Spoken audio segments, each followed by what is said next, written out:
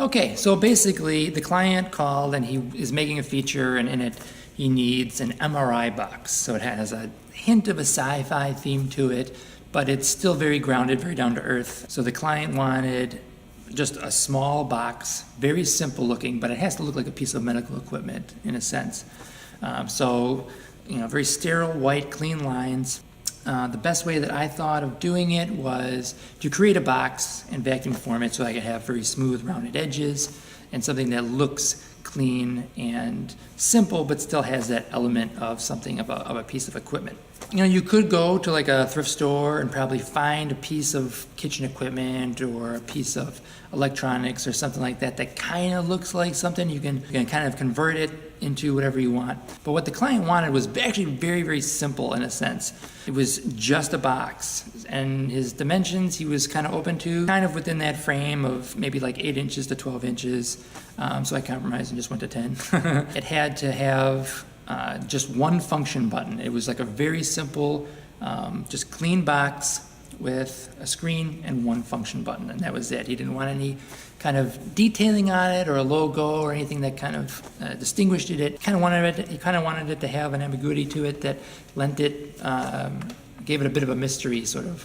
I didn't want to necessarily pull like an object off the shelf, like an old toaster or something like that, or a little oven, something that was going to be too recognizable, even if I cleaned it up or I dressed it up, and changed it enough to where it would look different.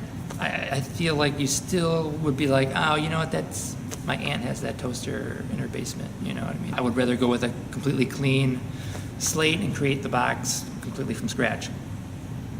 That being said, I did up some sketches. My first ones were probably a little too complicated, and then I kind of worked back. He did leave, some creative license. He's like, come up with some ideas and show me what you got, and I'm sure, whatever you come up with will be cool. So I sent him some sketches, and we talked back and forth and got feedback. And basically, this is my last sketch, and it's very, very simple. It's a lot less complicated than some of my first sketches. What I'll do is I'm going to sculpt the box out of MDF board, which is like a pressed board, basically.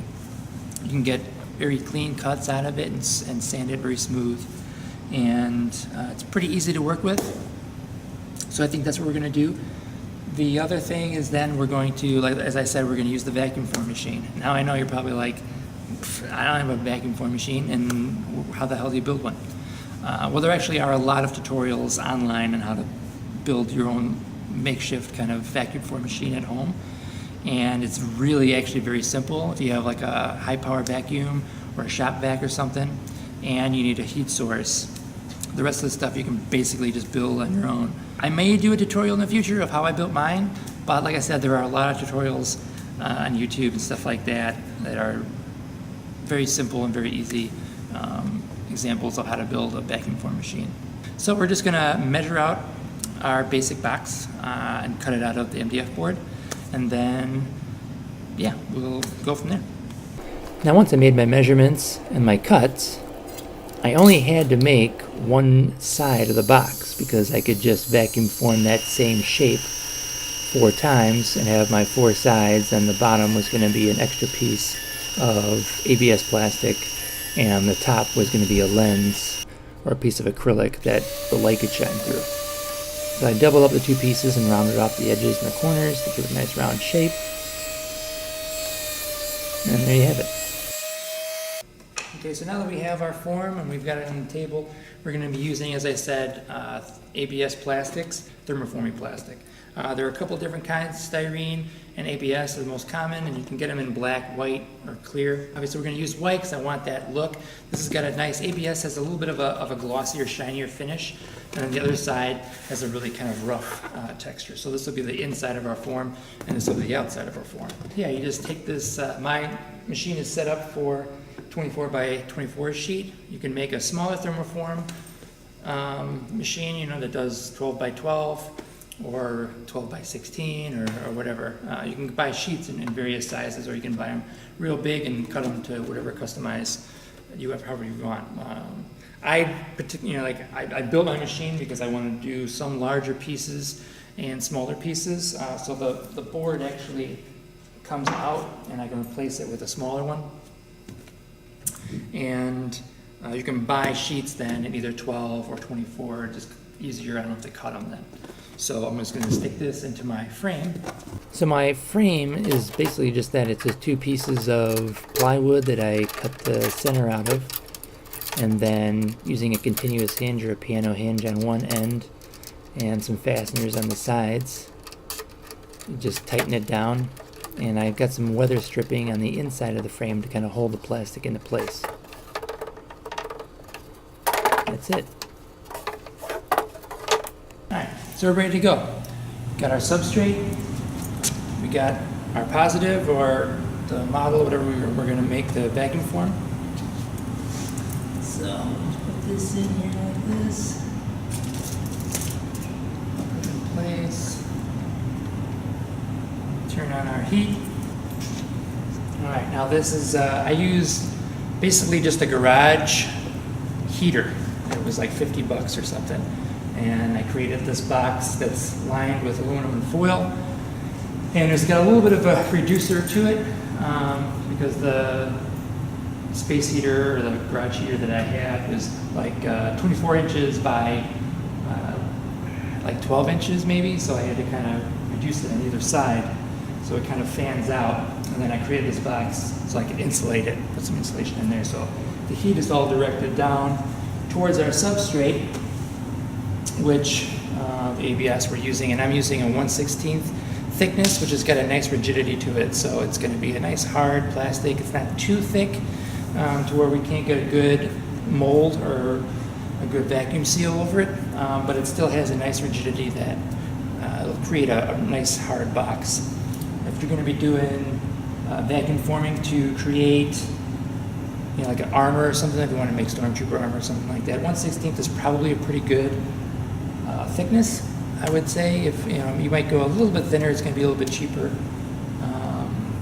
If you use styrene, that's a little bit cheaper, but it's also it's not as sturdy as ABS, I don't think. So we're going to wait for this to heat up. It should take about 7-8 minutes for this heat source. It kind of depends on what you're using. But then once it heats up, we'll drop it down over our vacuum box, turn on the vacuum, it's going to suck the air out, and the plastic will form over our positive. So it's just a waiting game now. Okay, it's got a pretty good sag going. It's pretty soft, looks like. So thing is, you don't want to wait too long and have it burn a hole or melt all together and fall onto your table. That's not going to be good. So I think we're pretty good. Turn on the vacuum.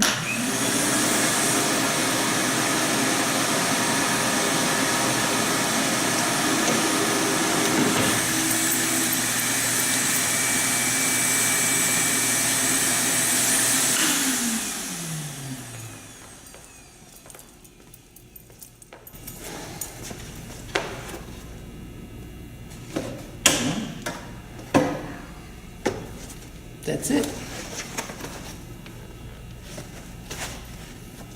Now I just cut my form out with the plastic using my rotary tool and then sanded the edges down.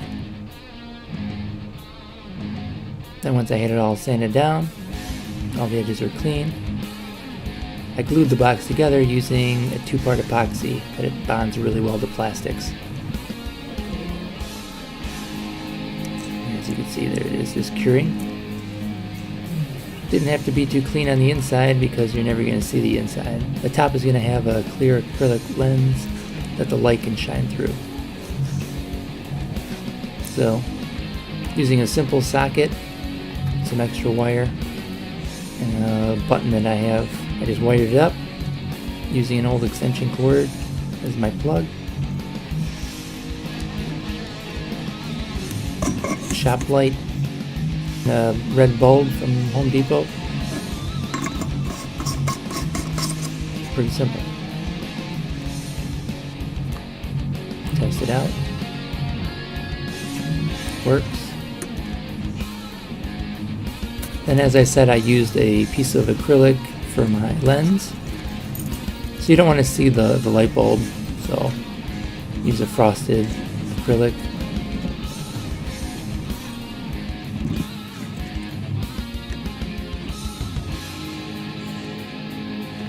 That's a completed piece. All in all, it turned out pretty well. The client was happy. And the footage that you're about to see is footage that they provided for the film Synthetic Love. I still haven't seen the film, but basically I think it's like a dark romantic comedy with some kind of sci-fi type element with the whole like portable MRI machine. Obviously this is a very simplified MRI machine. There's no attempt to make it literal in the sense that it has to be believable. It's just a plot device.